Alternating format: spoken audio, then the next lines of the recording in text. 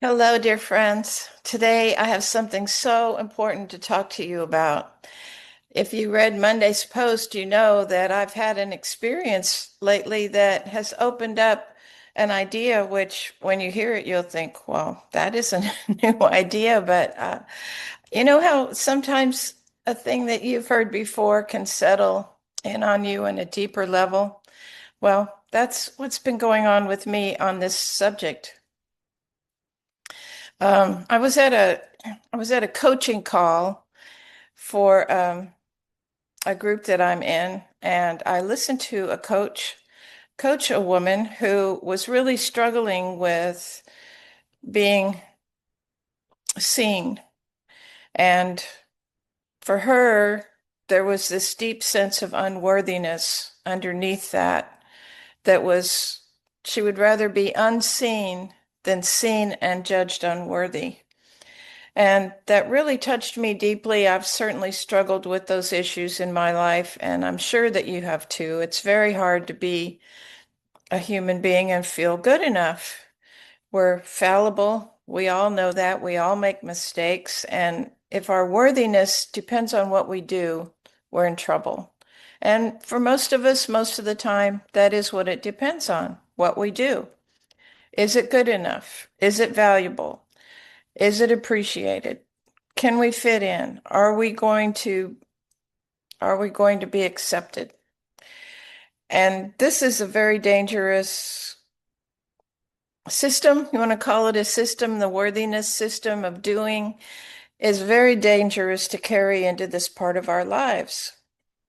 And the reason is because our worthiness never, from day one, had anything to do with what we do. When you think about a baby, and the helplessness that they have, and most of their doing, or at least half of their doing, is not very pleasant doing. The diapers and the spitting up and all of that, the crying, these are not pleasant doings of a baby.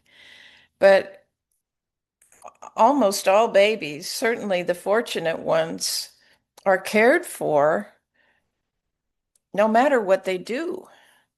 Whether they're criers, whether they're sleepers, whether they're playful, whether they're happy, their mothers love them and care for them. And if you're a fortunate baby, you come into the world with this idea that you're worthy of being cared for. Now, I was born in this Dr. Spock era. And if you weren't and you don't know who Dr. Spock is, he was a leading authority on baby and child care. In fact, he wrote a book called Baby and Child Care. And so his word was law in the households of many of the homes that women who were born in the 50s, like I was, grew up in. And one of Dr. Spock's major tenets was you need to teach your baby how to soothe themselves. So when you put them down for the night, you let them cry themselves to sleep.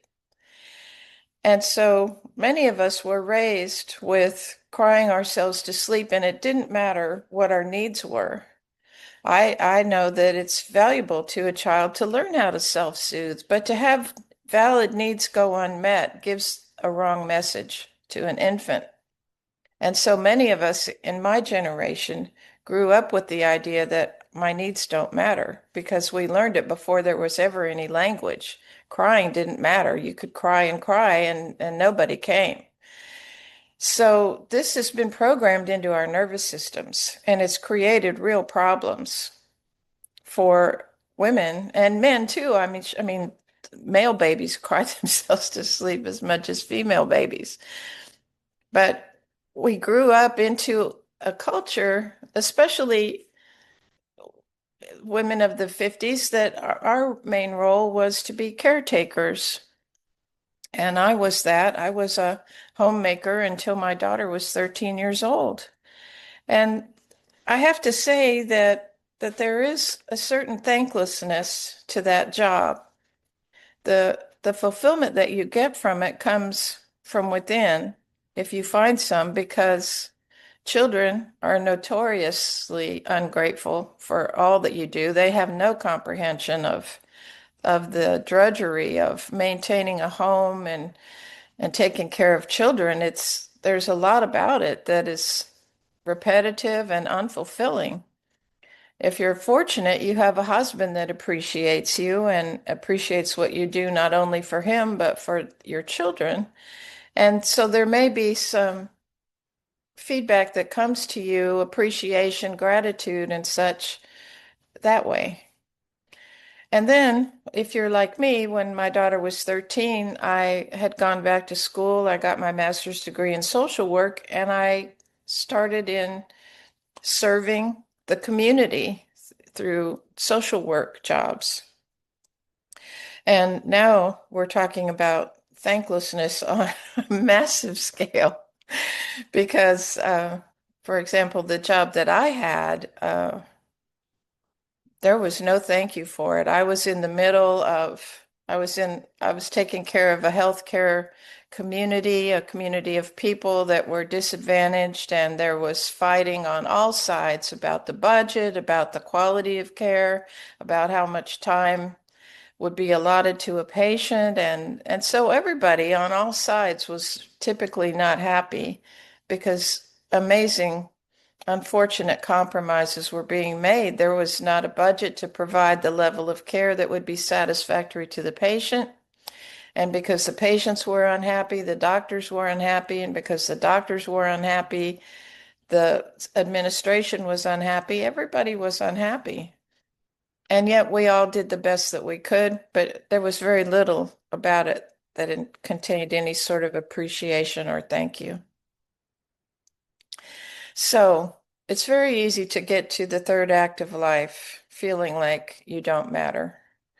Endless betrayals, personal things that have happened in your life, endless disappointments, things that you tried to do that you were unable to do, dreams that you had that have remained unfulfilled. This all begins to weigh down the nervous system. And as we've talked many times, it's very easy for us to slip into a nervous system that functions mostly on fight or flight, which is exhausting and inflammatory and creates aches and pains and chronic diseases, heart disease, diabetes.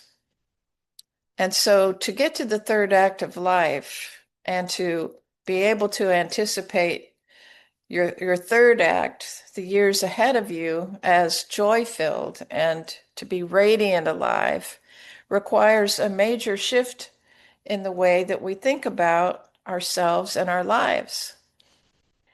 And so for me this week, one of the big aha moments was about how much we each matter. My vision of a world that works for everybody starts on a very granular level with the world working for each of us. And in order for us to feel that way, we have to relate to the world perhaps differently than we ever have in our whole lives before. And so my system relies on this inner fire, the living flame, the uniqueness that you are, the beauty that you are, the essential self that you are is the energizing, vitalizing aspect of who you are. And because we've lived lives of focusing out there on the external world, trying to satisfy the needs of children, husband, community, job, our needs have tended to come last. And because of that, we've gotten very disconnected with this inner vitality that is meant to fuel our whole system. So, what I'm coming to you today to say is that the uniqueness that you are is very much needed in this world. And to whatever extent your uniqueness has been pushed to the back in order to serve your family, your community, your career, it's time to orient a new way. And that is to appreciate your own uniqueness and let it flow into the world. And because of that, the gift that you came here to offer will become available to the community that you're meant to offer it to. And I can't tell you how much I believe that it's absolutely essential that you contribute your uniqueness to the world. I think that the world's problems will be solved by everybody finding that part of themselves and contributing that part of themselves. That way, we're all fed by an inner fire. We're all worthy because we're connected to the worthiness of who we essentially are, not what we do. And when we're connected to who we are, then what we do becomes fulfilling because you're giving out of a full vessel. And whether you're thanked or not for your contribution is much less important because it's fulfilling to you to make the contribution. So you matter, my friend. And I hope that you'll join me in this quest to live in a system where your value comes from your own beauty, your own uniqueness, your own essence, your own living flame, and that you will use that to vitalize the third act of your life so that you are living in joy and contribution and fulfillment, not depletion, not chronic fatigue, not aging, not exhaustion. None of those things has to be the predominant experience of your third act. But the ability to have that third act that's so fulfilling depends on you accessing this inner vitalizing force. And you know that's what I write to you about and talk to you about every week. And I'll be here and I'll be continuing to do that because I know that my message matters and I know that you matter. So, friends, I want to end our time together today with the practice. And I want you to repeat after me and say, from you to you. Have a hand over heart and just say, you matter because you do. Okay, that's all for this week, and we'll see you soon.